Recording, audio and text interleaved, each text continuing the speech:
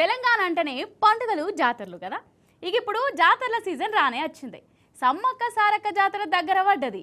నాగోబా జాతర కూడా ఇంకో 15-20 రోజులలో ఉన్నది.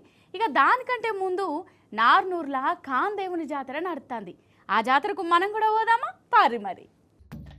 నిజంగా జాతరలు చూడాలనంటే ఆదిలాబాద్ జిల్లా దిక్కే పోవాలి పోరి. ఇదే కాందేవుని గుడి. ఆదిలాబాద్ జిల్లా నార్నూర్లు ఉన్నది. ఇడ కాందేవుని జాతర షురు నడుస్తుంది. తొడసం వంశమోళ్ళు కాందేవునికి పెద్ద పూజ చేసి 15 రోజులు జాతర చేస్తారు.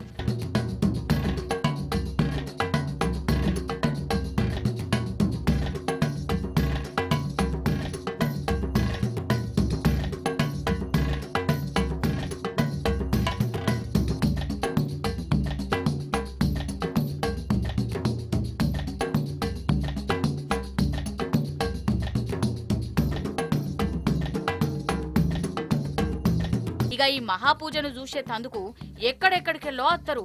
ముందుగాల కాందేవునికి నైవేద్యం పెట్టేందుకు నెల రోజుల ముందు సందే అడవి బిడ్డరు ఇండ్లల్లా నువ్వుల నూనె తయారు చేస్తారు. అట్లా తయారు చేసిన నూనెను దేవునికి నైవేద్యంగా పెడతారు.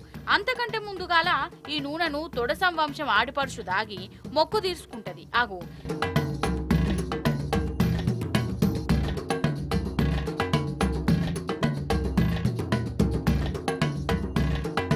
ఆదిలాబాద్ జిల్లా నార్నూర్ మండల కేంద్రంలో పుణ్యక్షేత్రం రామదేవ దేవస్థానంలో ఉంది.